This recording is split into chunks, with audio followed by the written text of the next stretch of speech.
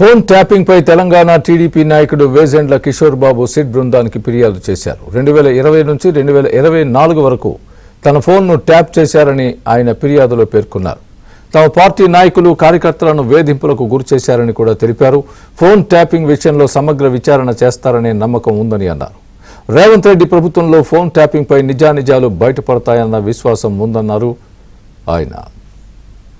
చేస్తున్నప్పుడు మేము ఎక్కడికి వెళ్తున్నామో, ఎవరితో మాట్లాడుతున్నాం, ఏం చేస్తున్నాం అనేది వాళ్ళకి మా ఫోన్ ట్యాపింగ్ చేస్తారు అని మాకు పూర్తిగా విశ్వాసం ఉంది. ఎందుకనంటే కార్యాచరణలో మేము మాట్లాడుకున్నది మూడో వ్యక్తి తెలిసే అవకాశమే లేదు. అటువంటిది మా మీద కక్షగట్టి మేము పనిచేయకూడదు, తెలుగుదేశం పార్టీని మాతోనే ఇది అని చెప్పేసి వాళ్ళు చాలా ఇబ్బంది పెట్టారు మమ్మల్ని. దానికి నేను 2024లో 2024లోనే నేను కంప్లైంట్ ఇవ్వడం జరిగింది కేపీహెచ్బి పోలీస్ స్టేషన్లో.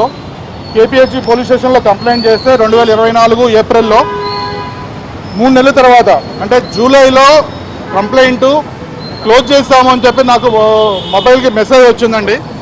అంతేగాని ఏ విచారణ చేయలేదు, ఏమీ సాక్ష్యాలు సేకరించలేదు. ఈరోజు రేవంత్ రెడ్డి గారి ఆధ్వర్యంలో కొత్త ప్రభుత్వం వచ్చిన తర్వాత ఈ ఫోన్ ట్యాపింగ్ గురించి పూర్తి విచారణకై స్పెషల్ ఇన్వెస్టిగేషన్ టీంని వేశారు. కాబట్టి వారికి కూడా వచ్చిన పాత కంప్లైంట్ని మరొకసారి పరిశీలించవలసిందిగా, నన్ను చేసిన ఇబ్బందులని ఆ పాత అక్నాలజ్మెంట్ కూడా నేను వారికి అటాచ్ చేయడం జరిగింది. నాకు విచారణ చేసి చేయమని రిక్వెస్ట్ చేయడం జరిగింది.